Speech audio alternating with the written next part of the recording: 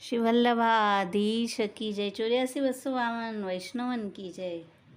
श्री आचार्य जी महाप्रभु जी ना सेवक रुक्मिणी जी શેઠ પુરુષોત્તમ દાસના બેટી શેઠ પુરુષોત્તમ દાસ ઇન્દુલેખાજી છે અને તેમના બેટી મોદિનીજી તેમના વાર્તાજી ભાવ સિંધુમાંથી દર્શન કરીએ અને આ વાર્તાજીમાં આપણને ભક્તિવર્ધિની ગ્રંથના દર્શન થઈ રહ્યા છે। શેઠ પુરુષોત્તમ દાસના બેટી રૂક્મિણીજી સેવ્ય સ્વરૂપ શ્રી મદન મોહનજી, શ્રી મહાપ્રભુજીનું જ સ્વરૂપ મદન મોહનજી સ્વરૂપે આપને ત્યાં બિરાજતું અને એટલું બધું શેઠજીનું નામ હતું। શિવજી પણ ઉત્સવ વગેરેમાં દર્શન કરવા આવતા। બેટા છે ગોપાલદાસ કે જેમણે ફાગની બે ધમાર લલ્લાની ગાયને લીલામાં પ્રાપ્તિ થઈ છે। હવે રૂક્મિણીજીના જીવનમાં આપણે ભક્તિવર્ધિની ગ્રંથના અલગ અલગ પહેલુઓ જોઈએ। સૌથી પહેલાં જ્યારે પાઉથી ચાલવા લાગ્યા, 5 વર્ષના થયા તો ત્યારે શ્રી ઠાકોરજીના ફૂલના હાર પરવતા। 7 વર્ષના થયા ત્યારે મોતીના હાર જડાવમાં પરોવવા લાગ્યા અને આમાં છે સ્નેહાદ રાગ વિનાશ સ્યાદ, સ્વત પ્રભુમાં પ્રવૃત્તિ કરાવવાવાળો સ્નેહનો અંકુર હૃદયમાં સ્ફુર્યો છે, પ્રેમની અવસ્થા। હવે આવે છે આસક્તિની અવસ્થા। શ્રી મદન મોહનજીના સ્વરૂપમાં રસ કટાક્ષથી દર્શન કરતા શ્રી મદન મોહનજી સાક્ષાત રસરૂપથી દર્શન દેતા। કેવલ ભાવ શ્રી મદન મોહનજીમાં સિદ્ધ થયો। સ્વરૂપ બહુ જ સુંદર કે જે વિના આભરણ સે દર્શન દેતા। અને આ છે આસક્તિનું સ્વરૂપ। પ્રભુ મેં હી મન કો લગાવે વારી આસક્તિ હૈ, કેવલ ભાવ। હવે આવે છે વ્યસન અવસ્થા। દર્શન સમયે ઠાડા રહેતા, નેત્ર એક ટક શ્રી ઠાકોરજી સામે જાય, ટેરા આવે, સ્વરૂપ વિયોગ સયો ન જાય, નેત્રથી આંસુની ધાર ચાલે। એક ક્ષણ પણ પ્રભુનો વિયોગ સહન ન થાય, તે છે વ્યસન અવસ્થા। જેમણે મદન મોહનજીને એવા વશ કર્યા છે, જેવી રીતે વ્રજભક્ત પાસે શ્રી ઠાકોરજી તેમના ઋણી થઈ ગયા, તેવી રીતે ન્યારા ભાંતિથી લાડ લડાવતા।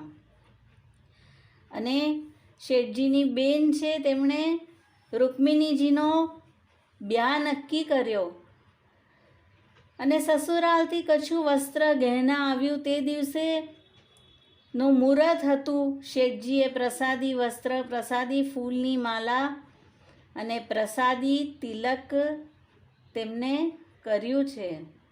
પ્રસાદી સંબંધથી તેમના ચિત્તમાં આનંદ થયો અને નિત્ય શ્રી ઠાકોરજીના ઉત્થાપનની સેવા પોતાના હાથથી કરતા। શેઠજીએ વિચાર્યું કે વિવાહમાં શ્રી ઠાકોરજી કેવી રીતે કાર્ય સિદ્ધ કરશે? ધન તો શ્રી ઠાકોરજીનું છે। અને બહેનને કહ્યું કે અમારે વધારે દ્રવ્ય ખર્ચવું નથી, અમારું દ્રવ્ય તો શ્રી મદન મોહનજીનું છે। અને સમધીએ કહ્યું કે અમારે તો તમારી બેટી જોઈએ છે, બીજું અમારે કંઈ નથી જોતું। જ્યારે બ્યાહ કરવા તેનો દુલ્હો આવ્યો અને શ્રી આચાર્યજીને તે સમયે પધરાવ્યા, બિનતી કરી, રાજ આપવા છોરા કો નામ સુનાવો તો રૂક્મિણી હાથ પકડે, અને શ્રી વલ્લભે તેને નામ સુનાવ્યું। અને જ્યારે ફેરા થઈ રહ્યા હતા તે સમયે મદન મોહનજીનું ચિત્ર ઉતરાવીને પોતાના સાથે રૂક્મિણીજીએ રાખ્યું છે।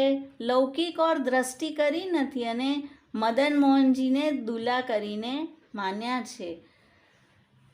અને બ્યાહના 1 મહિના પછી તે છોરા શ્રી મદન મોહનજીના ચરણારવિંદમાં પ્રાપ્ત થયો। સૌને બહુ દુઃખ થયું અને રૂક્મિણીજી પણ સેવાથી બહાર થયા છે, ફૂલ વગેરે પરોવવાની સેવા કરે છે। અને આમ કરતાં 1 વર્ષ વીતી ગયું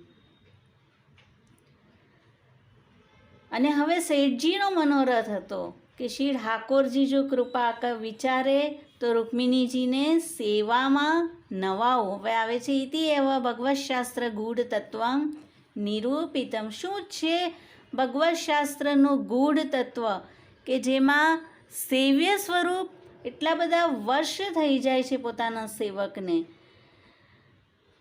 અને આ શેઠજીની આવી ઈચ્છા જાણી મદન મોહનજીએ રાજભોગના સમયે રૂકમિણીજી દર્શને આવ્યા.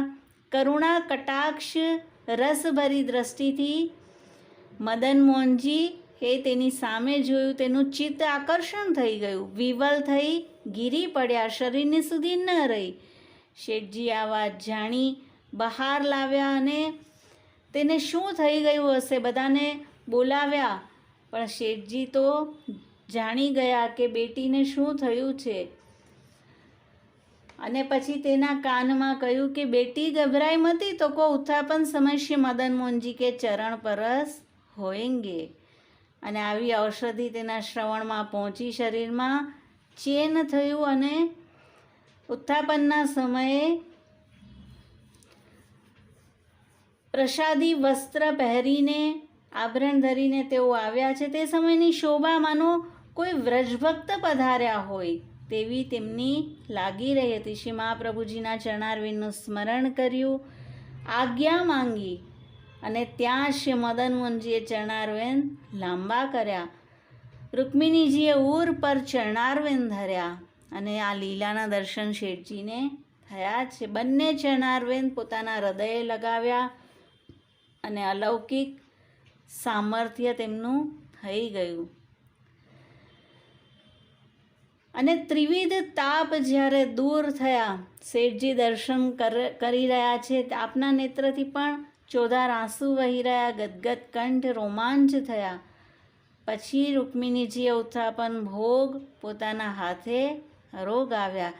હવે આવે છે ય એતત સમધિયત તસ્યાપી સ્યાત દ્રઢારતી. ત્યારબાદ આજ્ઞા થઈ શ્રી મદન મોહનજીની રસોઈ રૂકમિણી કરશે. તે દિવસથી રસોઈ કરે, પીરસે અને ભોગ ધરે. તેના હાથની સામગ્રી પ્રભુ એવી આરોગ્ય સાક્ષાત અધરામૃતનો સ્વાદ થાય. અને રાત્રે ખાટ બિછાવીને સૂએ પણ નહીં. મદન મોહનલાલજીથી સહન ન થાય, તું મારી બહુ સેવા કરે છે, તું નેક તો સૂઈ જા. અને આજ્ઞા માનીને ઘંટા 1.5 ઘંટા ચટાઈ પર આપ સૂતા. એટલા બધા લાડ લડાવ્યા કે આજ સમયે તો આવું કોઈ ન કરી શકે. કારતક માગસર અલગ અલગ સ્નાનના નિમિત્તથી શ્રી ઠાકોરજીને નિત્ય કરતા અધિક ભોગ ધરે અને વૈષ્ણવને લીવાવે. આવું જ આપનું જ્યાં સુધી આપ રહ્યા ભૂતલ પર તે રીતે સેવા કરી. એકવાર શ્રી ગુસાઈજી પધાર્યા છે અને ગંગા સ્નાન માટે રૂકમિણી ગયા અને શ્રી ગુસાઈજીએ કહ્યું, રૂકમિણી તું कितने दिन में गंगा स्नान को आई? અને કે છે राज 24 बरस में आई हों, सो राज को पधारी के जानी के. અને આપનું હૃદય ભરી આવ્યું કે ઠાકોરજી કઈ રીતે આનાથી ઉરીણ થશે. અને જ્યારે શ્રી ગુસાઈજી બિના બુલાએ રૂકમિણીજીના ઘરે પધારતા, બહુ ભાવ ભક્તિથી તેઓ સેવા કરતા. શ્રી ગુસાઈજી આજ્ઞા કરતા, जो कहा करे जो गए बिना चले नहीं, नहीं तो मन ऐसो करे जो रात्रि दिन रुक्मिणी के पास रहे. અને વૈષ્ણવને પણ નિત્ય મહાપ્રસાદ લેવડાવતા. દેહ અશક્ત થઈ અને મદન મોહનલાલજીના ચરણારવિંદમાં પ્રાપ્ત થયા. ત્યાર પછી કોઈ શ્રી ગુસાઈજીને કહ્યું રૂકમિણીજીને ગંગા પાઈ. તો આપે કહ્યું આજ્ઞા કરી કે ગંગાને રૂકમિણી પાઈ. આવા ભગવદીયના સંગથી તો ગંગાજી પણ પરમ પુનીત થઈ જાય છે. અને ગામમાં બડો વિરહ થયો, તેઓ પહોંચી ગયા. શેઠ પુરુષોત્તમદાસ પણ ન રહ્યા. તો ત્યાર પછી શેઠજીના ઘરમાં કોઈ તાદ્રશીને એવા દર્શન થયા છે કે ઘરમાં સાક્ષાત શ્રી મહાપ્રભુજી બિરાજે છે, રૂકમિણી આદિ સેવા કરી રહ્યા છે. અને જ્યારે વૈષ્ણવ ત્યાં બેસતા તો સોંધાની અત્યંત સુગંધ આવતી. તો આજ સુધી શેઠજીના ઘરમાં શ્રી આચાર્યજી બિરાજી રહ્યા છે.